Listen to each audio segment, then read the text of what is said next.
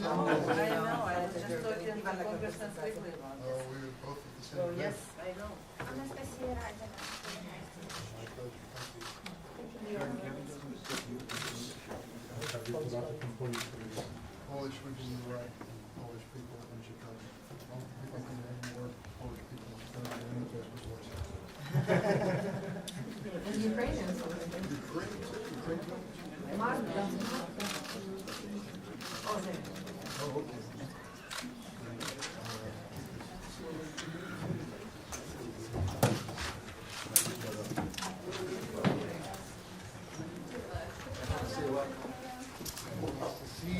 I want to welcome our guests, Madam Ambassador and parliamentarians from Ukraine and Poland, for joining us to give us a first-hand account of what we see unfolding in the tragedy of Ukraine.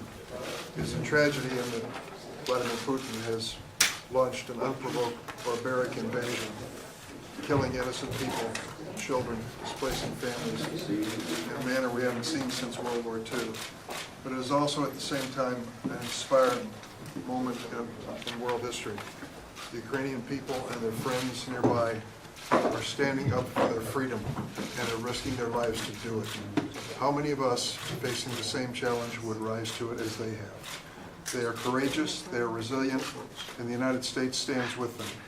We believe the NATO alliance has come together in a manner that we've never seen since it was formed right after World War II, unified and committed to stopping Putin's invasion of Ukraine. Senator Portman and I co-chair the Ukrainian Caucus here in the Senate, and we've been to Ukraine. I think you've probably been more often myself, but I want to thank him for joining me this morning and for all of us having the opportunity to get together. Thank you, Dick. To our guests here, we have some more members who have now joined us.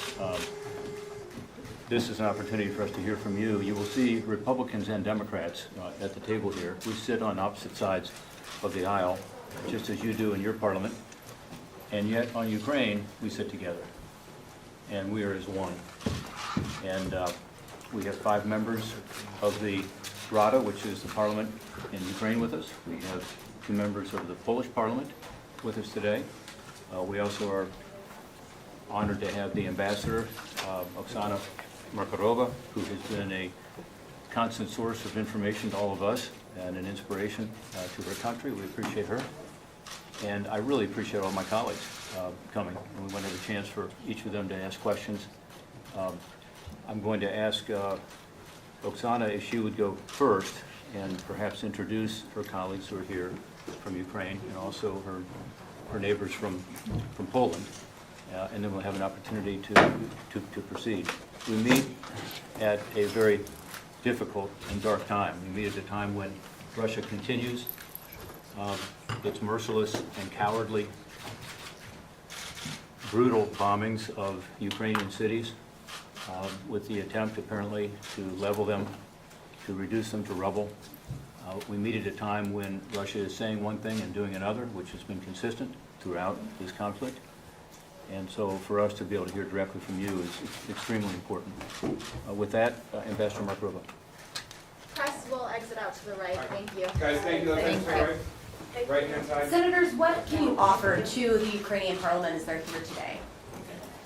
We look forward to hearing from them. Are there any solutions, though, that you plan to bring up? Thank you. We look forward to hearing their requests and Thanks, press. Thanks, press. and their input. Thank you. Mr. Chairman, but might we move across so that we can... Absolutely, that'd be great. Just want to be sure you were in the Thank straight. you. Well, I left my hearing aid. Thank you. Thank you, press.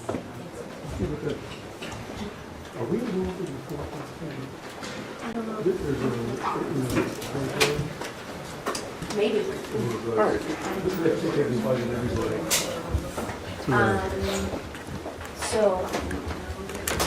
you talking about I think these numbers, are doing, and there's going to be a briefing. yeah, where's that going to It's in the CDC, from what I understand. I don't think anything's. be? Does that involve us?